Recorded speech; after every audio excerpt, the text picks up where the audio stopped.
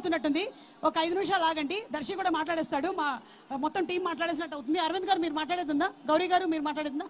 Okay. అయితే సరే, first అయితే నన్ను ఈ సినిమాలో దర్శి పక్కన హీరోయిన్ అని చెప్పారు.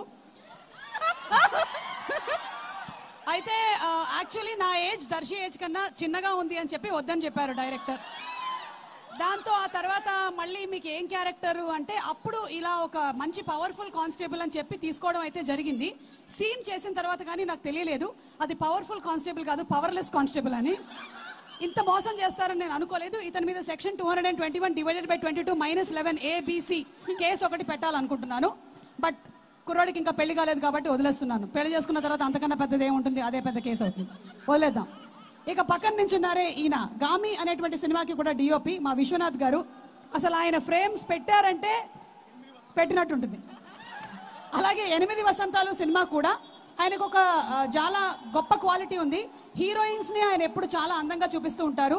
కానీ ఫర్ అ చేంజ్ ఈ సినిమాలో దర్శిని కూడా చాలా హ్యాండ్సమ్ గా చూపించారు. దర్శి మనం ముందుగానే జనాల్ని ప్రిపేర్ చేసేస్తే వాళ్ళు నేను హ్యాండ్సమ్ గా ఉండడానికి ప్రిపేర్ అయిపోతారు. అలాగే అరవింద్ గారు, హార్టీ కంగ్రాచులేషన్స్ టు యూ అండి. ఆయన ప్రొడక్షన్ బ్యూటిఫుల్ గా చేశారు. Gauri he's done a wonderful job. And Janhvi, thank you so much my dear John. Sunil Narang గారిని చూస్తే మా అందరికీ ఎంత భయం వేస్తుందో, జాన్విని చూస్తే అంత కూల్ గా అనిపిస్తూ ఉంటుంది.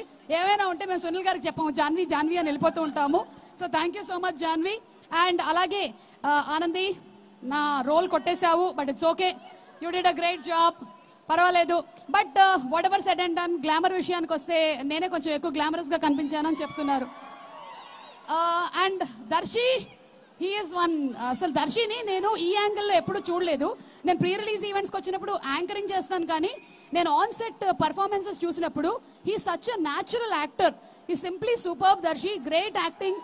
అలాగే Anandi, both of their chemistry is too good.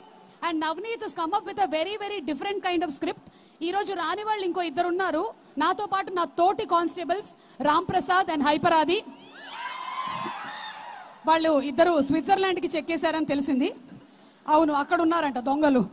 మీరు దొంగలు కాదు, మీరు పోలీసులు, గుర్తించండి. మీరు స్విట్జర్లాండ్కి వెళ్ళిపోయారు. అండ్ అలాగే లియోన్ జేమ్స్ గారి music simply super. By the way ఈ సినిమాలో నాకు కూడా ఒక పాట ఉంది. ఇది కొత్త విషయం. దానికి ఒక హుక్ స్టెప్ కూడా ఉంది. క్రేజీ. ఇప్పుడే చెప్పేస్తున్నా, మీలో అందరూ కనీసం ఒక్కసారైనా హుక్ స్టెప్ చేసి ఇంకో ముగ్గురికి చెప్పి ఇంకో ముగ్గురితో చేయించేయాలి, ఓకేనా?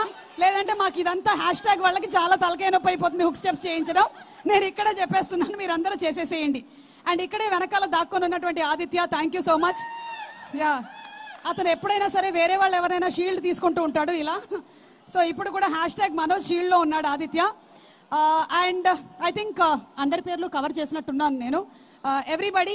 ఇక ఫైనలీ ప్రేమ అంటే అనేటువంటి ప్రేమ టైటిల్స్ మీరు చాలానే చూసుంటారు. ప్రేమించుకుందాం రా, ప్రేమ, ప్రేమ అంటే, ఇలా చాలా టైటిల్స్ మీరు చూసుంటారు. బట్ ఎన్నిసార్లు వచ్చినా సరే ప్రేమ అనేటువంటి టాపిక్ ఎప్పటికైనా సరే కొత్తగానే ఉంటుంది. ఇక ఫైనలీ సేయింగ్ దట్ ప్రేమ అంటే నాకు మై డియరెస్ట్ ఆడియన్స్, మై ప్రేక్షకులు, ఇంతకన్నా ప్రేమ అంటే ఏమి ఉండదు. ఎందుకంటే దగ్గర 34 సంవత్సరాల నుంచి నేను ఉన్నాను ఈ ఫీల్డ్ లో. ఇంకా మీరు ప్రేమిస్తున్నారంటే ఓ మై గాడ్. కానీ నా ఏజ్